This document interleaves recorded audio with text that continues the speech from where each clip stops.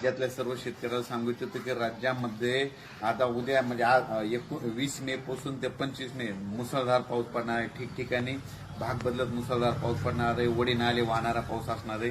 म्हणून हा अंदाज लक्षात येतात. तो पाऊस सांगायचा झालं तर पूर्व विदर्भ, पश्चिम विदर्भ, दक्षिण महाराष्ट्र, उत्तर महाराष्ट्र, कोकण पट्टी, खानदेश सगळीकडे 2 दिवस असं मुक्काम करत 25 मे पर्यंत पडणार आहे. तसं तर 30 मे पर्यंत पाऊस असणार आहे. म्हणून हा अंदाज लक्षात येतात.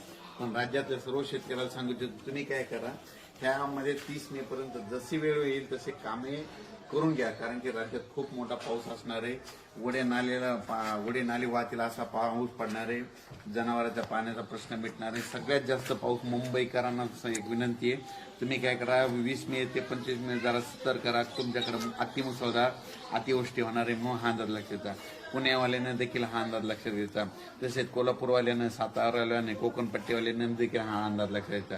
कारण की कोकणपट्टी, पुणे, नाशिक, मुंबई, उत्तर महाराष्ट्र खूप मुसळधार पाऊस पडणार आहे. अतिमुसळधार राहणार आहे. म्हणून हा अंदाज लक्षात. कोकणात तर अतिमुसळधार पाऊस असणार आहे. म्हणून हे लक्षात येतं. पण ते तिकडं पाऊस पडल्यामुळे आपल्या महाराष्ट्रामध्ये सगळीकडे विदर्भ, पूर्व विदर्भ, पश्चिम विदर्भ, दक्षिण महाराष्ट्र, उत्तर महाराष्ट्र, कोकणपट्टी प्रत्येक गावामध्ये 30 मे पर्यंत जवळपास 4 वेळेस पाऊस पडणार आहे. आणि जमिनीमध्ये चांगली 1 फूट ओल जाणार आहे. म्हणून हा अंदाज लक्षात. माझी मी आता येत असताना बघितलं की शेतकऱ्याची कामं तशीच राहिलेली. पण सर्वांना विनंती की तुम्ही काय करा, तुम्ही तुमची शेतीची कामे करून घ्या.